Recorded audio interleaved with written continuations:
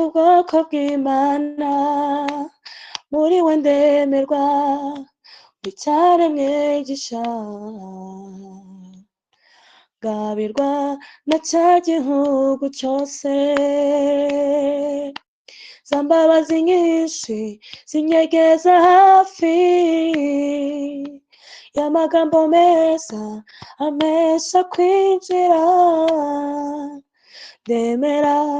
ndemerwa, dore naraye ku marembo y'ijuru, simfite isoni zo kwinjira, yambabariye ibyahise, kumbe nasanze ko byahuye ni Yesu, ko naraye ku rurembo niseguye Kristo, amateka yanjye ahindukira ku marembo y'ijuru,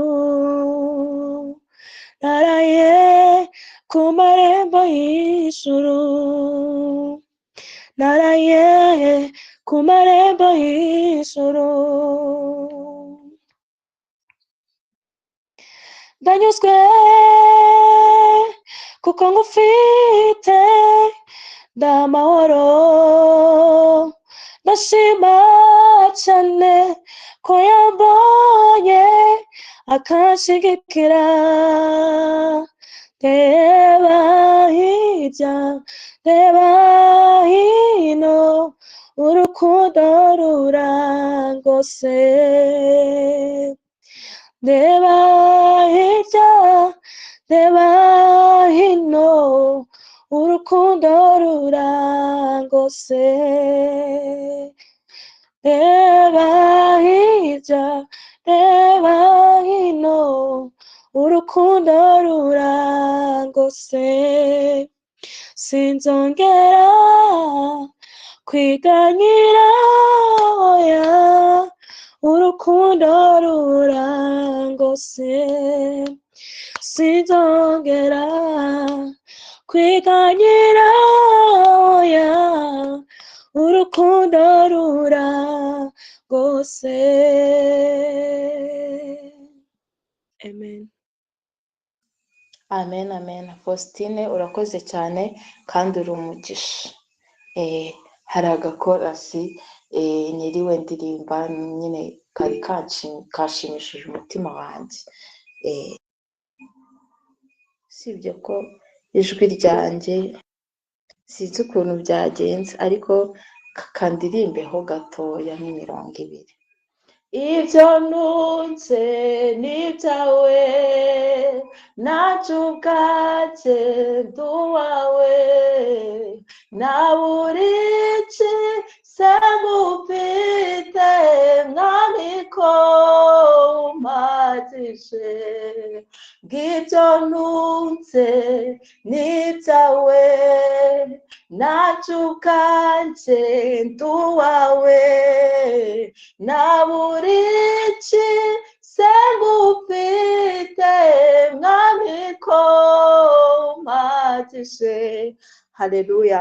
Ndashima Imana ko ibyo mfite ari ibyayo kandi nanjye ubwanjye ndi uwayo. Nawe niwe ndi kubwira, nawe uri uw'Imana.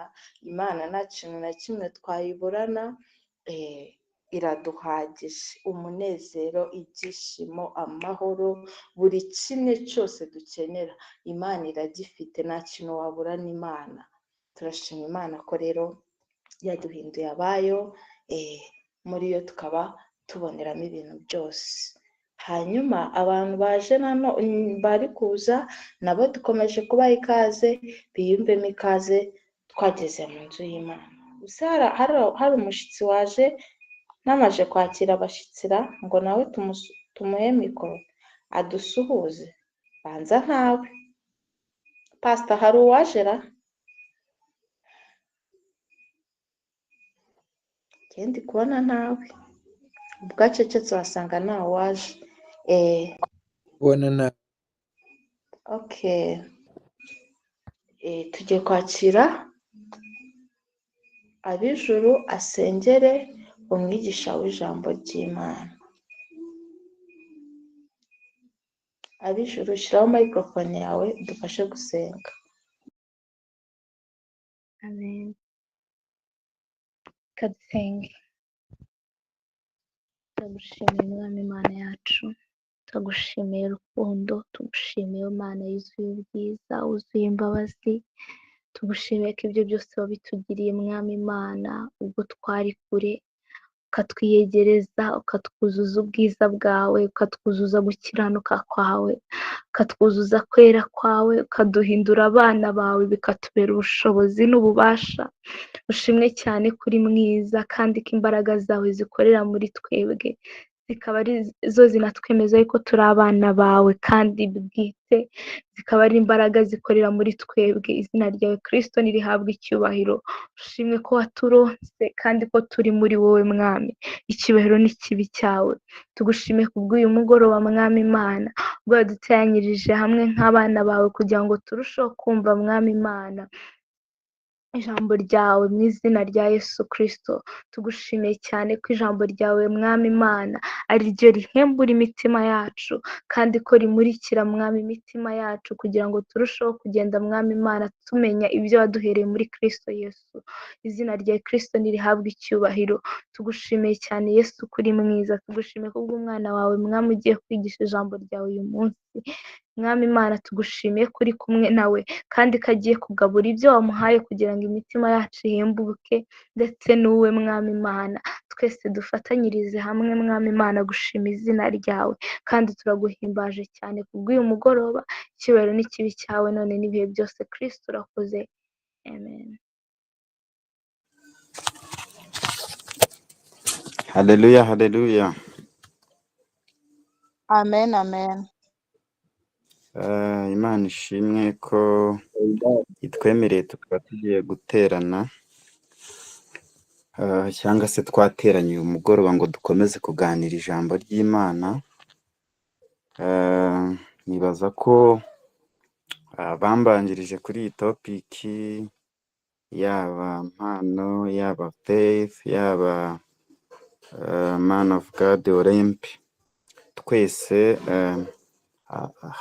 hari ibyo bagiye bavuga kuri ino topike, ntekereza ko ndaza gukomerezaho, kandi Imana iraza kudushyigikira bigende neza. Reka dutangire dusoma cya cyanditswe cyacu. N'ubundi turi kuganira kuri ya teme yacu yo overcoming flesh and the world, cyangwa se kunesha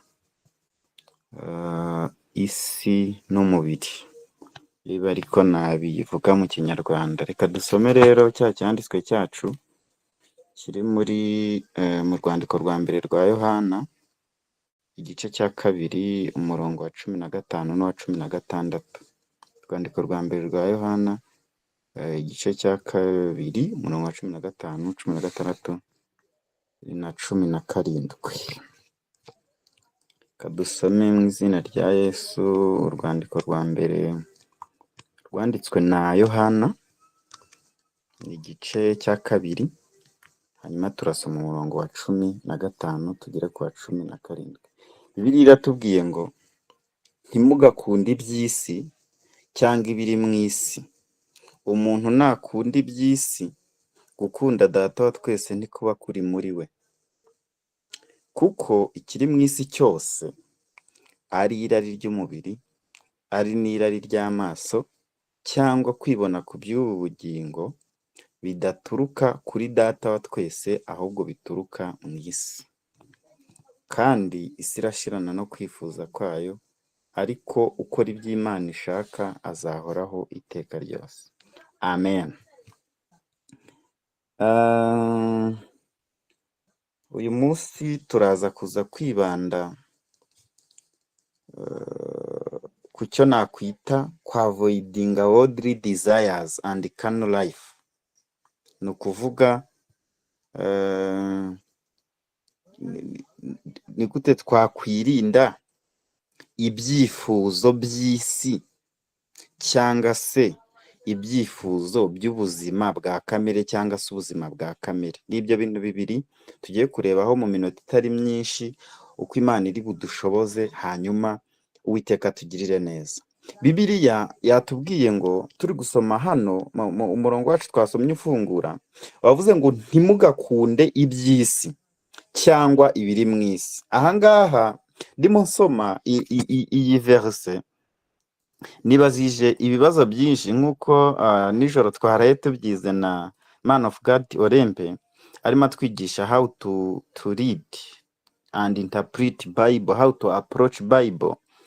Mu by'ukuri ugisoma iri jambo mu kinyarwanda ngo ntimugakunde iby'isi cyangwa ibiri mu isi, ushobora kwibaza ibibazo byinshi.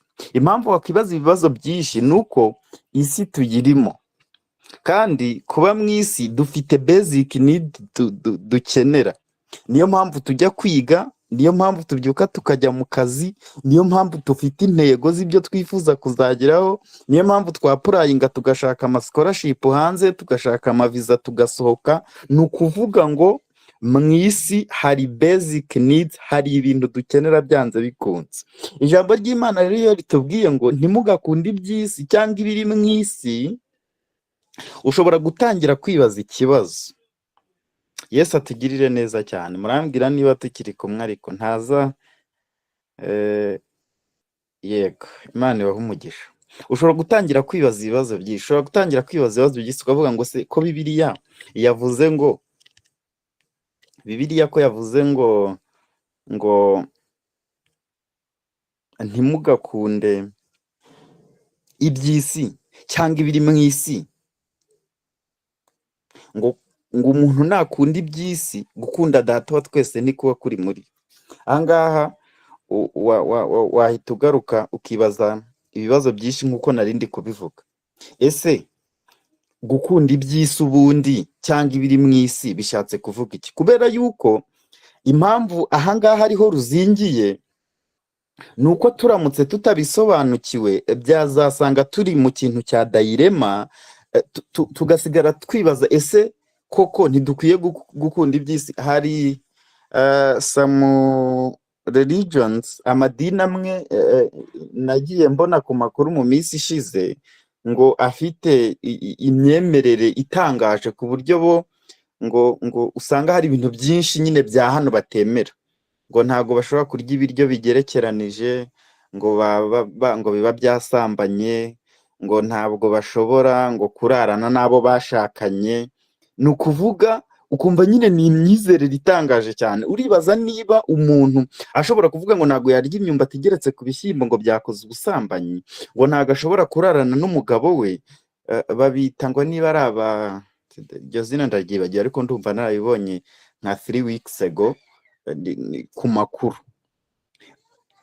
Aribyo twabonaga ejo rero ko iyo udasomye Bibiliya neza cyangwa se ngo approachinge Bibiliya neza, birangira utakaye cyangwa se uri kwiteranya ibintu. Naye ndi gusomera ijambo rero byatumye njya kureba ese koko Yohana yandika ngo ntimugakunde iby'isi cyangwa se ibiri mu isi, ko kuko ubikunze gukunda Data niko kuba kuri muri we, yashakaga kuvuga iki?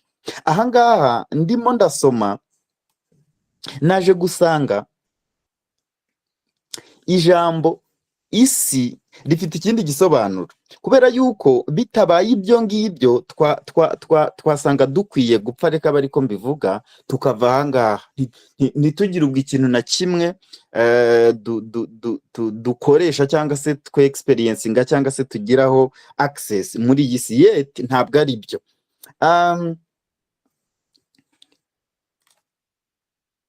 Ndimo ndasoma iri jambo isi ryakoresheje ahangaha, nasanze ngo isi bisobanuye worldly system that is against God. Imana tugirire neza cyane. Ni ukuvuga ngo ni imikorere y'isi ihabanye no gushaka kw'Imana. Nicyo ijambo ry'Imana hano ryashatse kwita iby'isi cyangwa se biri mu isi. Ni worldly systems cyangwa se imikorere n'imikoranire yo mu isi iri against ukuri kw'ijambo ry'Imana, ihabanye n'uko Imana ibona ibintu, ihabanye n'uko Imana itekereza ibintu. Ni ukuvuga ngo ni values, ni lifestyle, ni desires, ni systems that promote ibintu biri against y'ukuri kw'ijambo ry'Imana. icyo nicyo umwanditsi hano yashatse kuvuga. Hanyuma fresh cyangwa se ya Kano life ni bwa buzima bushingiye ku muntu wacu wa kera. Imana itugirire neza cyane. Ni ukuvuga ngo Abagalati igice cya 5 umurongo wa 19, muribuka ko tugeze kubiganiraho mu minsi ishize 18 gukomeza, havuga imirimo ya kamere. Ni ukuvuga ngo kamere ni wa muntu wacu wa kera umwe dukomora kugwa kwa Adamu. Iyo niyo kamere cyangwa se ubwo nibwo buzima buri kano buri bwa kamere. Isi rero nabonye ngerageje kureba original meaning from Greek, nasanze bisobanura iyo system cyangwa se urwo ruhurirane rw'ibintu nuko bikora hano mu isi, ariko mu buryo buhabanye no gushaka kw'Imana. Imana itugirire neza cyane. Hanyuma rero impamvu turi kwiga kubyirinda cyangwa se kubirwanya, hari impamvu. Ni ukubera yuko bituma tudasabana n'Imana. Icyo ni icyambere. Spiritual life yacu ntabwo ishobora kugenda neza. Ni ukuvuga ngo bituma tudasabana n'Imana. Icya kabiri, impamvu tugomba kwirinda irari ry'iby'isi cyangwa se gukunda iby'isi. Mukomeze mutekereze kuri bwa busobanuro bw'ijambo isi. Twabonye ko hari systems cyangwa se uruhurirane rwa bya bintu byose n'imikorere yabyo bya hano mu isi biri against y'ukuri kw'ijambo ry'Imana. Donc bikora, byitwara, bitekerezwa mu buryo butandukanye n'uko Imana yo ibona ibintu. Imana itugirire neza cyane. Hanyuma rero impamvu ari ngombwa ko tubirwanya nuko bituma ubusabane bwacu bw'Imana butagerwaho. Icya kabiri, butuma duchezinga temporary pleasures. Donc twiruka ku bintu by'igihe gitoya. Mwiko ko ijambo ry'Imana ritubwira ko ibigaragara ari iby'igihe gitoya, ariko ibitagaragara akaba ari iby'iteka ryose. Ni ukuvuga ngo rero iyo tugendeye ku irari ry'iby'isi cyangwa se mu muryo wo gukunda iby'isi, bituma twirukankira inyungu z'agahe gatoya. Reka mbivuge gutyo. Icya kabiri, icya gatatu kigendanye n'icyo ngicyo, bigatuma imitima yacu idatumbira iby'iteka ryose cyangwa se iby'igihe gihoraho. Imana itugirire neza cyane. Hanyuma nihuse ngo ngere kuri topic yanjye nyirizina, kuko turimo turashaka kureba how, ni gute noneho twakwirinda gukunda iby'isi, cyangwa se ni gute twagwanya gukunda worldly desires, ibyifuzwa byo mu isi, cyangwa se ubuzima bwa kamere Kano life. Ni gute twabyirinda? Mwibuke ko bavandimwe, reka mbagarure inyuma gato yo mu nyigisho twagiye twiga. Mwibuke ko twabonye ko ku buzima bw'umwizera nta kazi kabamo, ubundi ni ikiruhuko, kubera yuko Kristo yakoze byose twari dukeneye ku musaraba. Ubwo yabambwaga, ubwo yazamukaga akajya ku musaraba, akaza kumanuka agahambwa, akazuka, akajya kwicara mu ijuru iburyo bwa Data, atuzamukanye nayo. Ko Bibiliya mu Befeso igice cya 2 umurongo wa 6 batubwira ko twicaranye nawe mu ijuru mu buryo bw'umwuka. Ni ukuvuga ngo ibyo twagombaga gusabwa gukora byose yarabikoze, abirangiriza ku musaraba. Mu buzima bw'ubumana bwo kwizera, abizera nta kazi dufite. Ariko noneho tugiye kureba ni gute twebwe twakwirinda. Ntabwo ari task tugiye guhabwa, ko tumaze kubona ko Kristo yarangije byose twagombaga gukora, turi mu kiruhuko. Ariko noneho there is a call, hari icyo duhamagarirwa twebwe, kandi tugomba kwitaba, tukumva, tukakigendera. Imana itugirire neza cyane.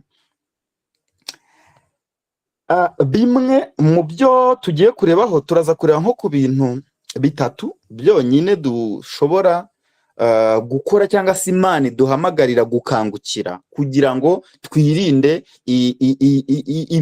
ibi byifuzo byo mu isi cyangwa se irirari ryo mu isi cyangwa se ya mikorere ya system zihabanye no gushaka kw'Imana. Icya mbere ni ukuyoborwa n'umwuka. Imana itugirire neza cyane. Abagalatiya igice cya 5 umurongo wa 16 twihuse. Abagalatiya igice cya 5 umurongo wa 16 n'uwa 17. Galatians chapter 5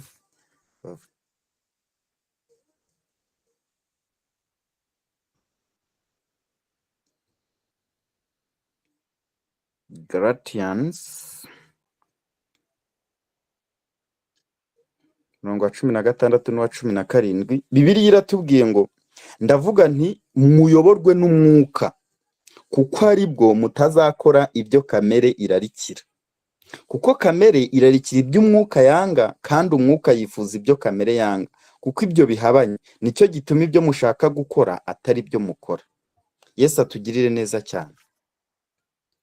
Ikintu cya mbere Imana iduhamagarira gukora kugira ngo tubashe kunesha iby'isi cyangwa se kunesha iryo rari ry'iby'isi, ni uko twemera kuyoborwa n'umwuka wayo, kubera yuko umwuka wayo niwe uduha guhishurirwa. Umwuka wayo niwe uduha guhishurirwa ukuri, ari ryo jambo ry'Imana, akaduha kuryumva no kurisobanukirwa, bityo bigatuma tubasha gukonkaringa cyangwa se bigatuma tubasha kubaho turageneste ryarari ry'isi. Si imbaraga zacu ngo turasetinga ingamba ngo byanze bikunze ngo ngiye kwirinda iby'isi, ahubwo ni ukuba soft, tukemera kuyoborwa n'umwuka w'Imana, tukemera Imana ikadukoreramo, kuko ubwo nibwo buzima bw'umwizera. Imana itugirire neza cyane. Niyo mpamvu Bibiliya yatubwiye ngo mwemere kuyoborwa n'umwuka, kuko aribwo muzakora, aribwo mutazakora ibyo kamere irarikira. Imana itugirire neza cyane. Ni ukuvuga ngo Mwuka Wera atubashisha kugendera mu kuri kw'ijambo ry'Imana, kuko uko twemera kuyoborwa nawe niko kamere iruzinga imbaraga. Imana itugirire neza cyane. Mwibuke ko ubuzima bw'umwizera ni from buhera mw'imbere bukiyexecta inyuma.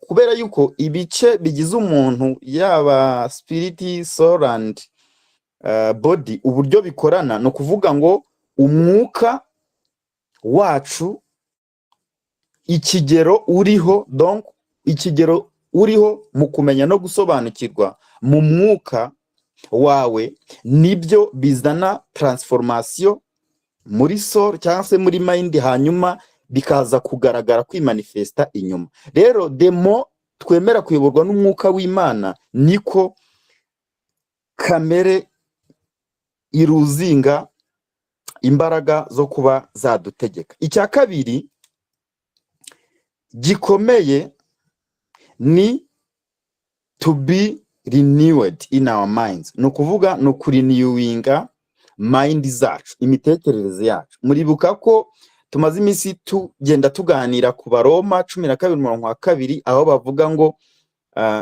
ntimwishushanye n'abiki gihe. Ndimo ndasoma iri jambo, nongeye kongera gutekereza ku iri jambo, do not conform to the pattern of this world, but be transformed by the renewing of your mind. Ntimwishushanye n'abiki gihe, ahubwo muhinduke rwose mugize imitima mishya. Iri jambo to conform, nkuko twagiye tubigarukaho mu minsi ishize, to this world, bivuze gushapinga beliefs, values and actions to align with norms, standard and expectation of society. No kuvuga ngo hari norms, hari values, hari standard, hari beliefs za societe z'isi, za ya systems atandukanye hano mw'isi. Iyo rero wemeye kuyemera ukayakira muri wowe nk'ukuri kukugavaninga, byanze bikunze ugwa muri wa mutego wo gukunda iby'isi cyangwa se wo kwisanga ufite rya rari ry'iby'isi. Ariko ahangaha intambwe ya kabiri ni uko tugomba kugira imitekerereze ihindutse, kandi nta kindi gishobora kuyihindura uretse kwemera ukuri kw'ijambo ry'Imana. Bavandimwe, ndagira ngo twongere twibukiranye ko isi ifite systems nyinshi, ifite ukuri kwayo, ifite amastandard yasetinze, ifite imyumvire yayo iyigavaninga mu birere byinshi bitandukanye. Aho ukorera mu kazi hari imyumvire ihari, hari standard zasetinze. Ubuzima tubamo bwa buri munsi, ku mashuri, mu kazi, mu ngo, hari imyumvire ugenda uhasanga isi yasetinze. Mu rubyiruko hari imyumvire isi iba yarabashyiriyeho. Inama z'umunsi zirahari, ibitabo byaranditswe, tips z'uko wakwitwara uri umusore kugira ngo ubone umukunzi, kugira ngo ubone umukobwa, ubone umugabo, uko wakwitwara. Donc hari standard zasetinzwe nyinshi zitandukanye, ukuri kwabo. Ariko ndagira ngo mbabwire ko Bibiliya yo idusaba kudakonforminga to those patterns. Ni ukuvuga Bibiliya iradusaba, Imana iraduhamagarira kutemera kuyoborwa n'ibyo byitwa ukuri kw'isi, ahubwo tukagira imitima ihindutse kandi ihinduwe no kumenya ukuri kw'ijambo ry'Imana. Imana itugirire neza cyane. Ubwo nibwo tubasha kubaho ubuzima butari ubw'irari ry'isi cyangwa se butari ubwa kamere, kubera yuko tuba dufite gutekereza kwa Kristo, kubera yuko tuba twakiriye ukuri kw'ijambo ry'Imana, tukemera ko ariko kutuguiding. Bibiliya rero niyo mpamvu mu Baroma yatubwiye ngo do not conform to the patterns of this world. Wikwemera kuyoborwa nuko kuri mw'isi.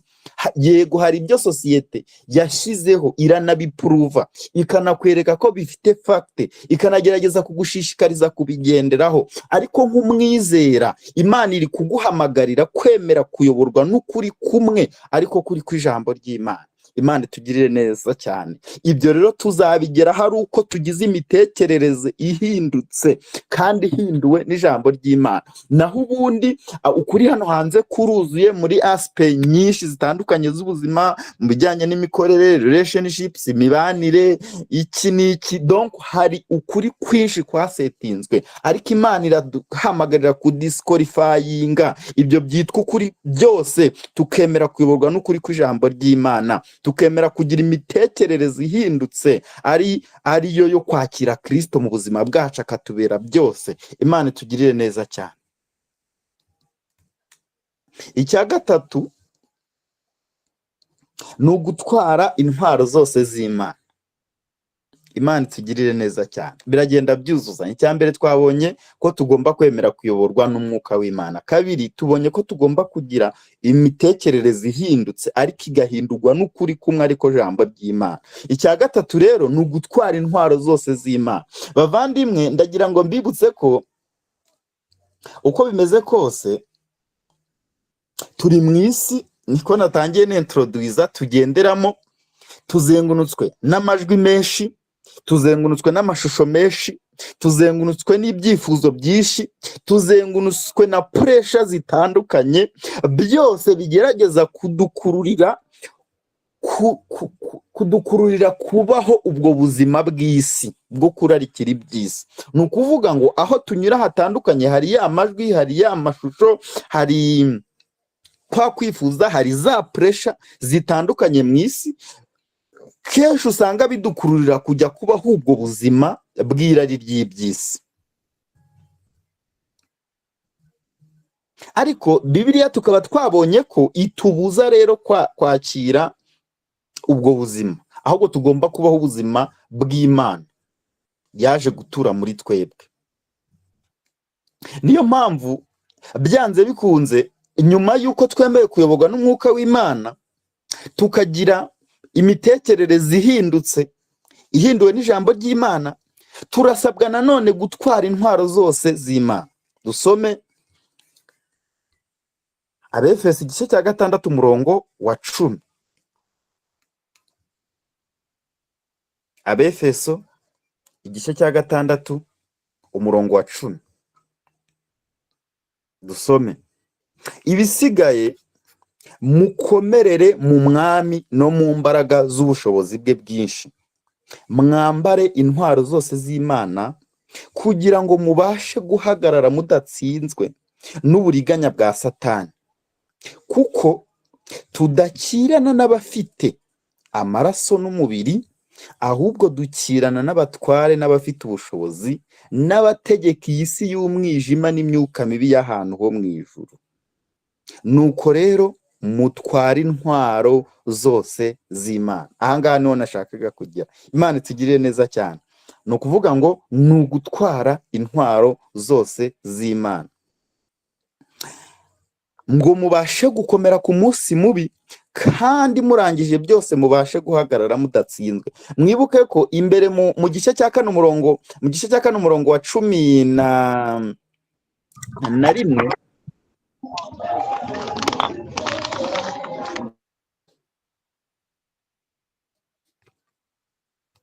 mwibuke ko mu gice cya 4 umurongo wa 11 ahabanza Pawulo yandikira Abefeso, ubwo yari arimo ababwira ku ntwaro ku mpano kuri ministeri zo mu itorero, yavuze ko aha bamwe ku bintumwa ze, akaba abandi kuba abahanuzi, akaba abandi kuba ababwirizabutumwa, akabaha abandi kuba abungeri n'abigisha, ariko ibyo byose akabikorera kugira ngo abera batunganirizwe gukora umurimo wo kugabura iby'Imana no gukomeza umubiri wa Kristo.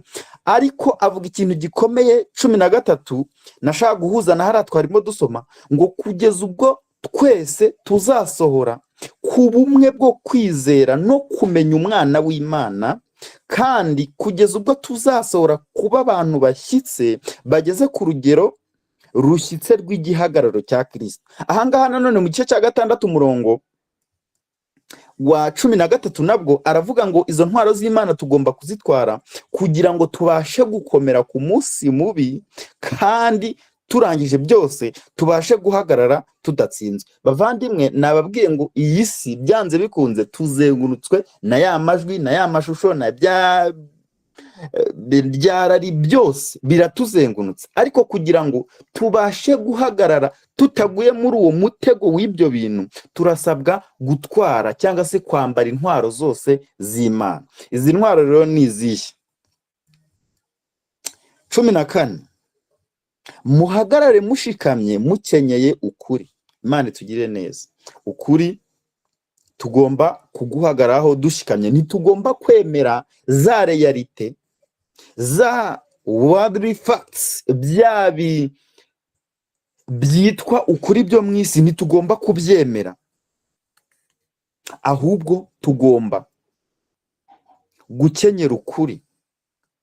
Ukuri ni Kristo, nta kindi, nta kundi kuri guhari, ni Yesu. Hanyuma tukambara gukiranuka nk'icyuma gikingira igituza. Mwibuke ko tutagomba gupimira gukiranuka kwacu mu mategeko.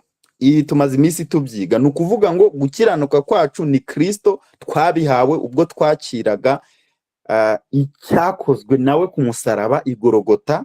Bityo tugomba kwemeranya n'uku kuri ko twakiriye gukiranuka kwa Kristo, bityo nta bindi bintu tugomba gushakiramo gukiranuka, ahubwo gukiranuka twaguhawe na Yesu. Kandi murangije byose mwambaye gukiranuka nk'icyuma gikingira igituza, mukwesa inkweto aribwo butumwa bwiza. Haleluya, Imana itugirire neza cyane. Dukwese inkweto arizo butumwa bwiza bw'amahoro bubiteguza. Nta kindi tugomba kuvuga, nta kindi tugomba kwamamaza, nta kindi tugomba kwibwira amanywa na nijoro. Ni ubutumwa bwiza, ni inkuru nziza y'icyo Yesu yakoze ku musaraba. Iki nicyo cyatubashisha guhagarara tudatsinzwe na bwa buriganya bwa hano mu isi. Nuko tugomba gukweta inkweto ari bwo butumwa bwiza, nuko nta kindi tugomba kuvuga, nuko nta kindi tugomba kwatura mu buzima bwacu, nuko nta bindi bintu tugomba kwemeranya nabyo, ni ukwatura ubutumwa bwiza, ni ukwatura icyo Yesu yakoze ku musaraba i Golgotha, ni ukwatura urukundo rw'Imana ku bari b'isi, ni ukwatura icyo Yesu Kristo yakoze. Haleluya! Kuko aho niwe intsinzi yacu iri, aho niho kunesha kwacu kwabonekeye. Imana itugirire neza cyane. Haravuga ngo kandi mumaze gukweta inkweto nk'ubutumwa bwiza bw'amahoro biteguza, kandi kigeretse kuri byose mutware kwizera nk'ingabo. Dukwiye kugira kwizera igihe ibintu bitari kugenda neza, igihe bigaragara nk'aho biri kudusha iby'isi biri gushaka kudukurura, cyangwa se systeme dukoreramo, cyangwa se aho tugenda hari icyashaka kudukura mu murongo. Dukwiye kukipinga ku kwizera muri Kristo Yesu nk'ingabo idukingira ya myambi ryarari ry'iby'isi byashaka kuturasa. Tugomba kugira kwizera tukamenya ko icyo Kristo yakoze ku musaraba cyari gihagije. Imana itugirire neza cyane.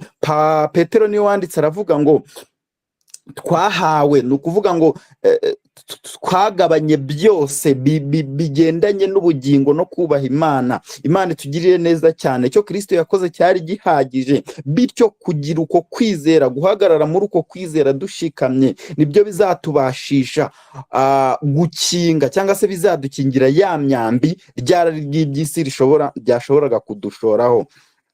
Hanyuma ngo ariko muzashoboza kuzimisha imyambi ya wa mubi yose yaka umuriro. Hanyuma mwakira agakiza kaba ingofero. Tugomba kumenya ko twahawe agakiza n'umwami wacu Yesu Kristo, turarinzwe.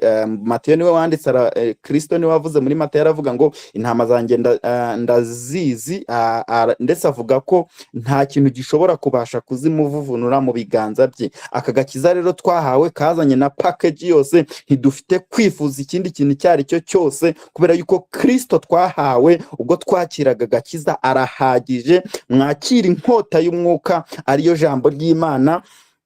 Imana itugirire neza cyane. Ahangaha ikintu cya gatatu ni ukwakira, ni ukwambariza intwaro zose z'Imana twagendaga dusoma. Iya nyuma dusorejeho iravuga ngo mwakire ijambo ry'Imana nk'inkota. Bavandimwe, ndagira ngo mbibutse ko na Kristo uyu nguyu turi kwiga, cyangwa se Kristo uyu nguyu uri kuduhamagarira kunesha irari ry'iby'isi. Mwibuke ko ubwo yajyanwaga na Satani kugeragezwa mu butayu, Matayo igice cya 4, nta kindi yaneshesheje, cyangwa se nta kindi yasubirishaga Satani. Yaramubwiraga ngo handitswe ngo. Imana itugirire neza cyane. Bavandimwe, ndagira ngo mbabwire ko ijambo ry'Imana niritugwiramo, ukuri kw'Imana ni kuba kwishi muri twebwe, tuzabasha guhagarara twemye, tuzabasha gutambuka tube mu isi nta kitugerageza, tuzabasha kubona akazi keza bitadusabye gutanga ruswa iyo ariyo yose, tuzabasha kubona pase mu mashuri bitadusabye ayandi manyanga, tuzabasha kubona amapromosiyo aho dukorera bitadusabye andi manyanga, kubera kubeshwaho n'ukuri n'ijambo ry'Imana rigwiriye muri twebwe, kuko tuzaba twamaze gusobanukirwa imbaraga ziri muri twebwe. Paulo niko yasengeye Abefeso mu gice cya 1 umurongo wa 17 na 18 kugenda ugakomeza kuri 20, ubwo yabasengeraga ngo arabasabira ngo amaso y'imitima yabo ahweze, babashe kumenya ibyo biringizwa niyabahamagaye, ngo ndetse bamenye n'ubwinshi bw'imbaraga. Imana itugirire neza cyane. Bavandimwe, ndagira ngo mbabwire ko ukuri kw'Imana, ijambo ry'Imana nirigwira muri twebwe, nibyo byonyine bishobora kuzatubashisha kubaho tutabeshejweho no gukururwa na ryarari ry'iby'isi. Imana itugirire neza cyane. Kwakira ukuri kw'ijambo ry'Imana, kwakira Kristo akatubera umugenga, kwakira ijambo ry'Imana rikatubera byose, rikatubera umuyobozi.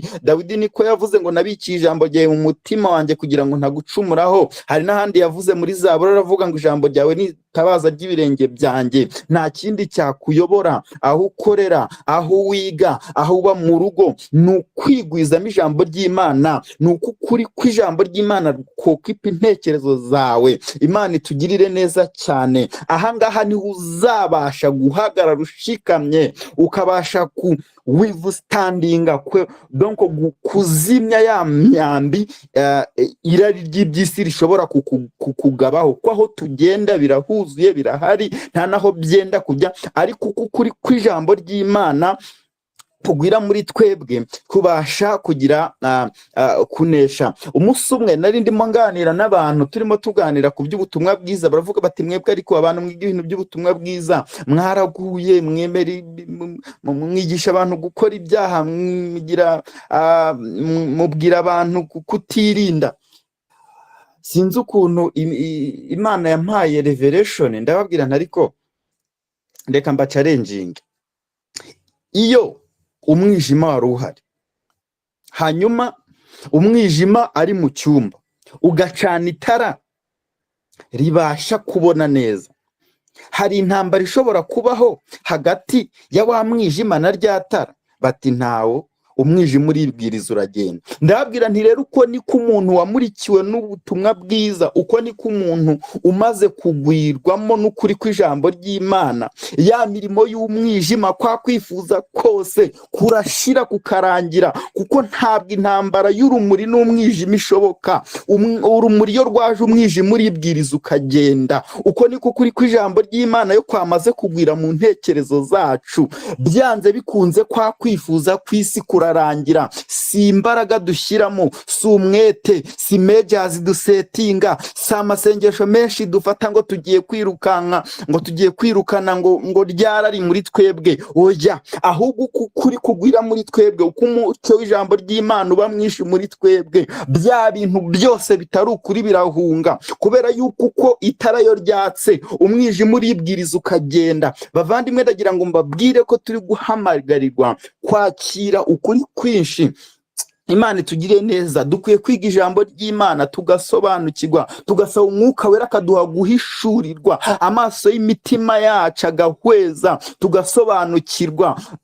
Hanyuma Bibiliya niyo yatubwiye ko uko tugenda turushaho gusobanukirwa, ngo amaso yacu arahweza, inyegamo igakurwaho, hanyuma tukabasha kugenda tubona Kristo uko ari. Kandi uko tumubona, the more we see him uko ari, niko ubuzima bwacu nabwo hano inyuma manifestation bya bintu byose byikora, tudashyizemo imbaraga, tutabirwaniye, tudashyizemo effort zidasanzwe, ahubwo kwigwizamo umucyo, hanyuma tugasaba Imana kugira ngo rya jambo ry'Imana ryatubwiyemo rye kuba inyuguti, ahubwo ribe ubuzima, twakire revelation yaryo, turisobanukirwe, tubashe kurigenderamo. Uko niko buryo bwonyine bwizewe bwatuma tubasha kunesha irari ry'iby'isi. Naho ubundi twebwe nkatwe ntabwo bishoboka, kamere ya muntu ntabwo bishoboka, na Bibiliya irabivuga ko abari mu butware bwa kamere badashobora kunezeza Imana. Icyo wagerageza cyose ugikoreye muri kamere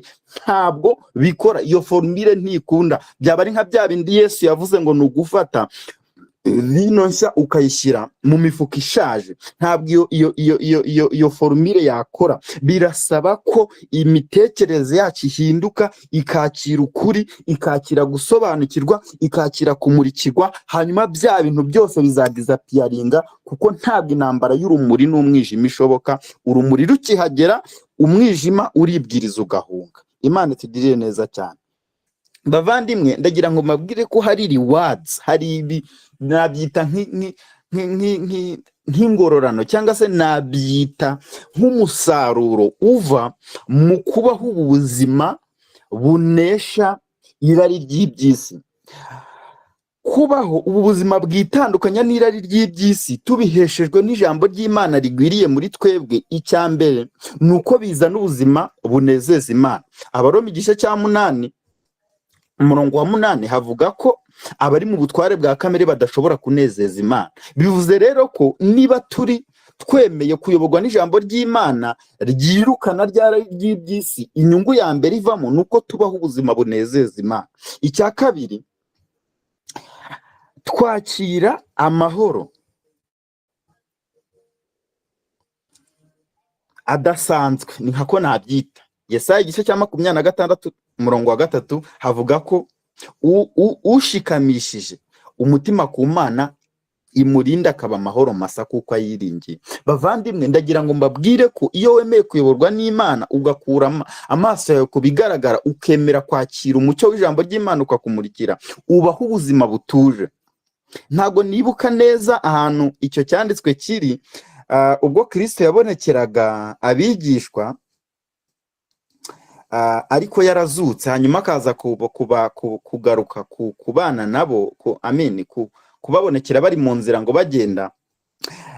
Hari ijambo rivuga ngo umwe amaze gutandukana nabo, umwe muri bo arababwira ati, ese ntimwibuka ubwo twari kumwe nawe uburyo imitima yacu yari ikeye, uburyo imitima yacu yari ituje? Bavandimwe, ndagira ngo mbabwire ko ubuzima burimo Imana, ubuzima bwakiriye Kristo bukemera kuyoborwa nawe, ubuzima bwemeye kubaho bishingiye ku kuri kw'ijambo ry'Imana bugira amahoro. Niyo hari ibitari kugenda, ibyo ubuzima bubasha kubirenga bukavuga ngo ibi ngibi ni ibinyoma bya Satani ari gushaka kunzanira ngo anyereke ko hari ikitameze neza, ariko njye ndabizi neza ko ibintu byose ari amahoro. Ubuzima, Imana iguha umugisha mama Ordine, Imana iguha umugisha rwose. Ndabona icyo cyanditswe ukidushyiriyemo hano, Luka 20:32, ngo baravugana bati, yewe ntiwibuka ukuntu imitima yacu yari ikeye ubwo yavuganaga natwe turi mu nzira adusobanurira ibyanditswe? Imana itugirire neza cyane. Ndagira ngo mbabwire ko ubuzima bwo kwemerera ijambo ry'Imana rigatekinga ova mu buzima bwacu buzana amahoro, nta distraction, kubera yuko ububizi ko ibyo uri kubona mu isi y'ibigaragara bitari kugenda neza ni ibinyoma bya Satani, kubera yuko uzi ko mu Mana byose Kristo yabineshereje ku musaraba i Golgotha. Icya gatatu, icya mbere tubonye ko bizana ubuzima bunezeza Imana. Icya kabiri tubona ko bizana amahoro adashira. Icya gatatu rero bizana spiritual authority and growth. Imana itugirire neza cyane. Twihuse, wa murongo navuze uri mu Efeso igice cya mbere umurongo wa 17, Paul yaravuze ngo 16 wenda ariko na 5 reka bariho mera, ngo nicyo gituma nanjye maze kumva uburyo mwizera umwami Yesu. Icya mbere, aba bantu bizeraga umwami Yesu. Kabiri, bagakunda abera bose. Hari icyo rero Paul yashatse kubabwira nk'abantu yari amaze kubona ko bafite kwizera umwami Yesu. Aravuga ngo mbashimira Imana urudaca, nkabasabira uko nsenze. Icyifuzo cya Paul cyari ikihe rero? Aricyo ngira ngo natwe tuze gusorezaho uyu mugoroba turimo dusenga. Ngo yarabasengeraga ngo kugira ngo Imana y'umwami wacu Yesu Kristo, ariyo data wa twese w'icyubahiro, ibaha umwuka w'ubwenge no guhishurirwa, bitume muyimenya. Bavandimwe, nk'uko nahoze mbigarukaho, kumenya ukuri kw'ijambo ry'Imana nibyo byonyine bishobora gutuma duhagarara turi against, standing against iyo myambi twaraswa na ryarari ry'ibyisi. Hanyuma aravuga ngo amaso rero y'imitima cyangwa se imitekerereze yanyu murikirwe, abone uko ahweza, mumenye ibyo mwiringizwa n'iyabahamagaye. Bavandimwe, ndagira ngo mbabwire ko agakiza nkuko nabivuze kazanye full package. Hari imigisha. Abefeso igice cya mbere umurongo wa 3 kugera ku wa 4 niho havuga ko twaherewe byose, imigisha yose yo mu buryo bwo mwijuru twayiherewe muri Kristo Yesu. Nta na kimwe cyasigaye dukwiye kwifuza hano mu isi, kubera yuko package twakiye ubwo twakiraga agakiza yaje birimo byose. Ahubwo umva icyo Imana iri kuduhamagarira, amaso y'imitima yacu akwiye guhweza, tukamenya ibyo twiringizwa n'iyaduhamagaye, amasezerano iduha mu ijambo ryayo, tukamenya n'ubutunzi bw'ubwiza bw'ibyo azaraga bera. Bibiliya y'Ikinyarwanda ntabwo yabivuze neza, Icyongereza kirasobanura ngo ibyo yarazabera, kuko twarabihawe muri Kristo Yesu. Ntanza ni byarabaye, twarakiriye, ahubwo turasabwa kubihishurirwa, amaso y'imitima yacu agahweza, binyuze mu gusobanukirwa ukuri kw'ijambo ry'Imana, mu kuyoborwa n'Umwuka Wera muri uku kuri. Icya mbere rero ngo nuko amaso y'imitima ahweza. icya mbere tugasobanukirwa ibyo twiringizwa niyaduhamagaye. kabiri ni ubutunzi bw'ubwiza bw'ibyo yarazabera. icya gatatu tukamenya n'ubwinshi bw'imbaraga zayo butagira akagero, iziha twebwe abizeye nk'uko imbaraga z'ububasha bwayo bukomeye ziri. Imana yacu itugirire neza cyane. hanyuma izo mbaraga rero nizo yakoreye muri Kristo ubwo yamuzuraga mu bapfuye ikamwicaza iburyo bwayo ahantu ho mu ijuru. mwumva uko rero byahise bigenda, imushyira hejuru y'ibintu byinshi hano. icya mbere y'ubutware bwose, kabiri n'ubushobozi bwose, gatatu n'imbaraga zose, kane n'ubwami bwose, gatanu n'izina ryose rivugwa uretse muri iki gihe gusa ahubwo no mu gihe kizaza. kandi imuha gutwara bingahe byose, ibishyira munsi y'ibirenge bye, imuha itorero ngo abe umutwe waryo usumba byose. uyu murongo wa 25 tutawumvishe twaba duhombye. hanyuma ntabwo yamuhaye itorero ngo abe umutwe waryo usumba byose ngo birangiriraho, ahubwo naryo ngo ribe umubiri we umeze gute, ushyitse. ariko ntabwo ari ibyo gusa, ahubwo ushyikirwamo na byose. Imana itugirire neza cyane. bavandimwe, ndagira ngo mbabwire ko ubu buzima bwo kwitandukanya n'irari ry'iby'isi duheshwa no guhishurirwa no gusobanukirwa Kristo mu buzima bwacu buzana iki kintu cya gatatu nise spiritual authority, cyiswe spiritual authority and growth. nk'uko tumaze kubibona, kubera yuko mu kumara gusobanukirwa ijambo ry'Imana tumenya ibyo twiringizwa niyaduhamagaye, tukamenya ubwiza bw'iby'Imana yarazabera, tugasobanukirwa n'ubwinshi bw'imbaraga Imana yakoreye muri Kristo Yesu ubwo yamuzuraga. Imana itugirire neza cyane. yatubwiye amagambo meza, iratubwira ngo imushyira hejuru y'ubushobozi n'ubutware n'ubwami n'amazina yose, hanyuma irangije imushyira hejuru y'ibintu byose. bavandimwe, ndagira ngo mbabwire ko we are more than conquerors. nta kintu gikwiye kuduhagarika umutima, nta kintu dukwiye kwifuza, ko Kristo yaduhaye byose, yaduhaye ibirenze ibyo twari kwifuza. turasabwa gusaba Imana gusa kugira ngo iduhe kuyihishurirwa, iduhe guhishurirwa icyo Kristo yakoze ku mwuzuro. ibi tuzabiheshwa no gukangukira kumva ibyanditswe byera, kuko niko kuri kw'ijambo ry'Imana. hanyuma uko tubyumva tugasenga kugira ngo bye kuba inyuguti, ahubwo bibe ubuzima tubasha kugenderamo, bubasha kudutunga buri munsi, aho dukora, aho twiga, aho tuba mu ngo, imishinga dupanga, byose tubipangire mu kuri kw'ijambo ry'Imana. Imana itugirire neza cyane. iki kintu rero mwumve ko hari imigisha, mwumve ko hari rewards, mwumve ko hari ubuzima bwiza umuntu agomba kubamo nyuma yo gusobanukirwa ukuri kw'ijambo ry'Imana, kumutandukanya no kwifuza bya bintu by'agahe gatoya, bya bintu biciriritse bya hano mu isi, kubera yuko Imana ibasha kuduha ibintu birenze.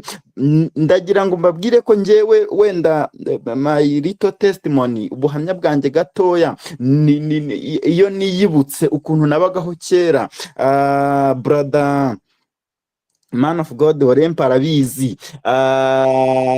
niga muri high school, hari ubuzima nyine nari mfite, hari ubuzima nabagaho bwo gusaba Imana, kora gutya, ayitatu, ayine. gusenga ntabwo ari bibi, mu nyumve neza, ariko usengera iki? usenga kugamije iki? ubu ngubu nta kindi kintu mwizera yakaba yasengera uretse gusenga, kugira ngo ubuzima bw'Imana buhishurwe muri we, ubuzima bw'Imana abusobanukirwe ku kigero cyiza, bityo bituma abaho ubwo buzima. nta kindi kintu dufite cyo gusengera kitari icyo ngicyo. ariko icyo gihe nari mbayeho ubwo buzima bwo gusenga butagira impinduka, ariko umunsi natangiye gutega amatwi ubutumwa bwiza, mpuye na Orempe 2019. umunsi wa mbere namusanze kuri stade aho yakoraga, aranganiriza, aransengera, nayo naratangiye kumvaho gakeya, ariko uwo munsi ndabyibuka ko hariho yatangiye no kunyexerisa ku ba apostles babwiriza ubutumwa bwiza. ntangira urugendo rwanjye rwo kwizera 2020, turakomeza menyana na mama Olivine, agenda nawe amfasha mu rugendo rwo kwizera. ndagira ngo mbabwire ko since that time ubuzima bwanjye bwatangiye guhinduka, natangiye kugenda mbona Imana mu buzima bwanjye bitandukanye nuko nayibonaga icyo gihe. Ndi umuhamya wo guhamya ko iyo wemereye ijambo ry'Imana ukayoborwa naryo, hari ibisobanuka bitari bisobanutse mu buzima bwawe. Imana itugirire neza cyane. Ndi kugana ku musozo, ndagira ngo mbabwire ko nitwemerera Imana tukayoborwa n'umwuka wayo, nicyo cya mbere twabonye. Kabiri, tukagira imitima ihindutse, imitekerereze ihinduwe, no kwihata kumva ukuri kw'ijambo ry'Imana, tugasenga Imana kugira ngo bive mu nyuguti b'ubuzima tugendera mu. Gatatu, tugatwara za ntwaro zose z'Imana twabonye. Hari ubuzima buzakurikiraho, twabonye ko icya mbere ubaho ubuzima bunezeza Imana. Kabiri, ukabaho ubuzima bwuzuyemo amahoro, butarimo imihangayiko, butarimo stress, butarimo gupapa, ahubwo bwuzuye umunezero utangwa n'Imana. Icya gatatu, twabonye ko rero harimo spiritual authority, ubasha gutegeka, ubasha kugendera mu butware, kuko nyiri ubutware ari muri wowe kandi nta kintu yasize, yaje yuzuye. Iyo umaze gusobanukirwa rero ubaho ubuzima butegeka, irari ry'iby'isi riradisapiyaringa, kuko nta bubasha riba rikigufiteho. uba uri kugendera mu kuri kw'ijambo ry'Imana, ubasha gutegeka, ukabaho muri spiritual authority and growth, ugakura. Imana itugirire neza cyane. Rero bavandimwe, ngana ku musozo, ndagira ngo mbabwire ko dusabwa kuguma mu ijambo ry'Imana, tugahagarara mu kuri. Kabiri, dukwiye gusenga Imana kugira ngo iri jambo twe kujya turyumva. Yakobo niko yavuze ngo uwumvira ijambo ntakore ibyaryo, ngo ameze nk'umuntu ureba mu ndorerwamo akiyibagirwa. Mwibuke ko mu minsi ishize, sinibuka umuntu wabituganirijeho, ariko yarimo atubwira, ubanza ari Apostle Namani, yarimo atubwira uburyo ki twebwe dufite indorerwamo y'uburyo twireba ijambo ry'Imana. Donc kuko ijambo ry'Imana navuga ngo ni Kristo, kandi Kristo uko ari niko natwe turi muri iyi si. Bityo rero kwireba mu ijambo ry'Imana niho tubasha kwibona, tukabona true identity yacu, tukabona twebwe ba nyabo. Ubwo rero Yakobo aravuga ngo, ndibaza ari mu gice cya mbere umurongo wa 23 na 4 na 5, gutyo nibwo yavugaga ko umuntu wumva ijambo ry'Imana ntakora ibyaryo aba ameze nk'umuntu wireba mu ndorerwamo, yarangiza agahita yiyibagirwa. Icya mbere rero nsoza, kugira ngo tubashe kunesha irirari ry'iby'isi, cyangwa se tubashe kubaho tutadrivingwa n'irirari no kwifuza kw'isi n'ubuzima bwa kamere, turasabwa kuguma mu ijambo, stay in the word of God. Icyo ni icya mbere, turasabwa kuguma mu ijambo ry'Imana.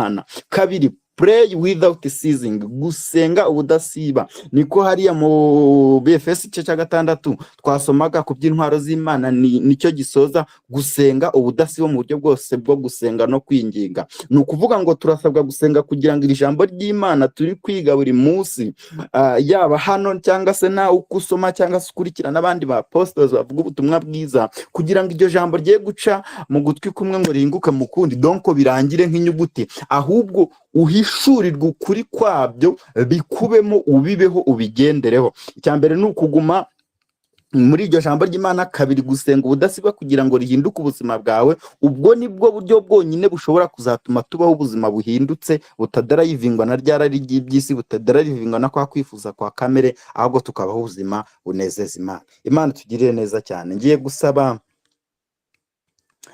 dusenga Imana.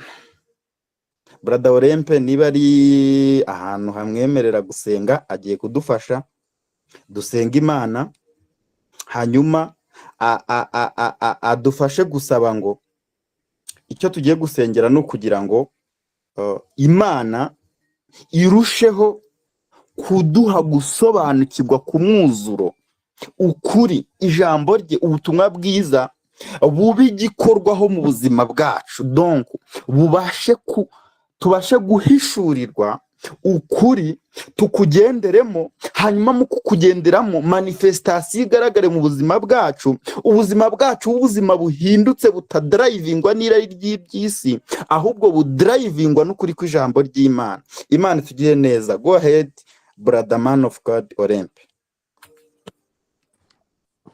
Oh, Sharibo Sakari Yamando Sotra Vikrari Amongrin. So everyone can open his microphone, then ibintu gufata ubuzima buri mu byanditswe byera, ubuzima buri muri spirit zacu, tukabutransfera bukajya muri mind zacu, bukagaragarira mu mikorere yacu, bukagaragarira muri finance zacu, bukagaragarira mu magambo tuvuga, mu izina rya Yesu Kristo. Turempatinga mind zacu mu izina rya Yesu. Turategeka ko ubu buzima butaguma mu nyuguti, ahubwo ni bwambara umubiri. Reka bwambare umubiri, reka bwambare flesh. Ubu buzima nibugaragarire mu mikorere yacu. Ubu buzima nibwambara umubiri, nibube palpable, nibuhinduke igikorwaho mu izina rya Yesu Kristo. Niburekere aho ngaho kugumya kuba imbuto yatewe mu butaka, ahubwo nibwere, nibuzamuke, nibwere imbuto 100, nibwere imbuto 50, nibwere imbuto 70. Ubu buzima mareke zota yamando ukari ya bosa elegramikros tanzo taina ebareze tai gloria prozestrave mango ya prozestrove ya morene. Ubu buzima nibwo dukeneye. Ubu buzima dukeneye kugenderamo. Ubu buzima dukeneye kubwirisha. Ubu buzima dukeneye kububwiriza. Ubu buzima dukeneye kugenda n'intambwe ku yindi. Ubu buzima maraho shugabarimango elebrasia tonoshugabarimaina elebrasia registra rekwisharamakasitoria mando. Ubuzima bwari mwiza ugomba kugaragara mu izina rya Yesu. Bibiliya iravuga ngo ubutunzi zabya zirumba, ariko ubutunzi iki gihe cyabwo cyo kugira ngo bube manifested, bugaragarira hanze, bugaragarira abaturanyi, bugaragarira aba neighbors, bugaragarira abakorana, bugaragarira mu tubana, bugaragarira mu tugendana, bugaragarira mu tubwiriza amanywa na nijoro, bugaragare mu miryango yacu, bugaragare mu bo twigana, bugaragare mu tubarana, bugaragare aho tugenda mu izina rya Yesu Kristo. Lebrazata reko shandoro busaina ebremango jisa kire kotaria morine. Ubu buzima Mana ishimwe yari kutwigisha n'ubuzima budakundira ubufite mu gihe ari muri taxi, ntabwo ishobora kwibarangura mu izina rya Yesu. Heri ya bushando satone. Ubuzima nibugaragare mu ngendo mugenda mu izina rya Yesu. Abagenda n'indege, abagenda n'ubwato, abagenda n'imodoka, abagenda n'amapikipiki, abagenda n'amaguru, abagendera ku magare. Ubu buzima nibubaherekeze buhinduke igikorwaho mu izina rya Yesu. Yaravuze ngo Uwiteka niwe mwungeri wanjye sinzakena. Bivuze ngo ubu buzima ntibushobora gukundira ubufite gukena. Oya, naho wabyifuza ukumva urifuza kumera nk'uko abakene bameze, kumva urifuza kwiyoroshya ukagenda nkabo, ukabigira icyifuzo ukanabisengera, ntabwo bishoboka. Ari mwene data umwe twasenganaga muri church, noneho akajya abyuka buri gitondo akavuga ngo ubu mfite ubuzima bw'Imana muri nge, akavuga ngo ubuzima bw'Imana butemba mu maraso yanjye, ubuzima bw'Imana butemba mu ngingo zanjye, ubuzima bw'Imana butembera mu mubiri wanjye. Bukeye ararwara kanseri y'amaraso, ararwara araremba, ajya mu bitaro, arababara cyane, agera kuri extent yifuza, atanga request, aravuga ngo arumva iby'isi ntacyo bimubwiye, arashaka gutaha, arashaka gusezera, asaba abantu ati mumbabarire unkunda wese ansengere nigire mu ijuru kuko ndi kubabazwa n'umubiri. Bareba ukuntu ameze, abantu batangira kumusengera, bari gusenga nawe ari gusenga, agira iyerekwa abona marayika araza aramubwira ngo rero hari ibintu bitashoboka. Buri gitondo warabyukaga ukavuga ngo ufite ubuzima bw'Imana muri wowe, uravuga ngo ntuzapfa ahubwo uzarama, uravuga ibintu byose wajya kuvuga aka kanya biri gukora against yawe. Ntabwo iki cyifuzo cyawe cyo gutaha aka kanya cyashoboka. Ubu buzima reka sutari amando, ubuzima twumvishije uyu munsi ntabwo bushobora gutuma umanuka ujya mu mva mu izina rya Yesu Kristo. Imvi zitaraba uruyenzi, utarabona abuzukuru n'abuzukuruza, ntibishoboka. Ubu buzima bukore mu buzima bwawe.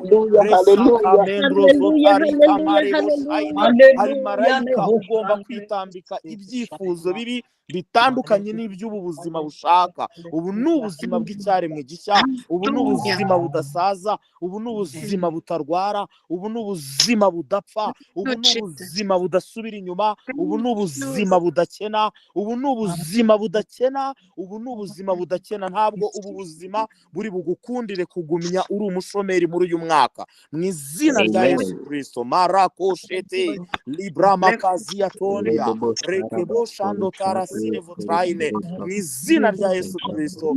Nimwakire manifestation y'ubu buzima muri uyu munsi, kandi ikindi ndangirijeho ndi gusenga, nimwakire manifestation y'ubu buzima mu kurwanya iby'isi n'ibiri mu isi, amarari y'iby'isi, za greed, ibintu byo kwifuza, ibintu by'ubusambanyi, ibintu byose twabonye ngo byuzuye mu isi rari ry'amaso. Ubu buzima buri muri wowe, ubu buzima, uru rukundo rutuye muri wowe, ntabwo ushobora n'umunsi n'umwe kubitekereza ngo bigenderemo. Le crame sutra vecraria, jambo ry'Imana mu migani riravuga ngo nta watega umutego ikiguruka kiwubona yaba yikoze ubusa. Nta mutego n'umwe uba mu kirere ushobora gutega inyoni, ni nako nta rari na rimwe ryo mu isi rishobora kugutega, kubera ko utari uw'isi, ahubwo you live above the world. Mu izina rya Yesu Kristo, ubuzima bwawe nibwakire guprevailinga uyu munsi n'iteka ryose. Amen, amen. Thank you, man of God, for opportunity. Amen, amen. Umwanya nawe usubiza uwayoboye gahunda. Yesu abaho umugisha, arakoze kudusengera. Isengesho ryuzuyemo ubuhanuzi mu bwakire mu izina rya Yesu. Mugendere mu buzima bw'ubutsinzi, mugendeye mu buzima buhindutse bugaragaza impinduka. Mwakire ubwo buzima. Umukozi w'Imana, umuntu w'Imana Orempa arakoze kudusengera prophetically rwose. Imana imuha umugisha. The mic nayisubiza uwayoboye gahunda. Imana ibaha umugisha. Amen, amen. Amen, amen. Uri umugisha cyane Gerard, kandi Imana ikomeze kuguhezagiza. Ubu buzima ni ukuri Mana we, mbega ijambo ryiza. Ubu buzima bwuzuyemo buri kimwe cyose, ntabwo twakwifuza turi muri ubu buzima. Imana ishimwe, kandi Imana iguha umugisha mwinshi cyane kubwo kutuganiriza amagambo meza. Turashima Imana rero ko abantu mwese mwabanye natwe muri aya materaniro. Ntaje ngo nisange hano njyenyine, kandi ndashima Imana ko namwe mwumvishe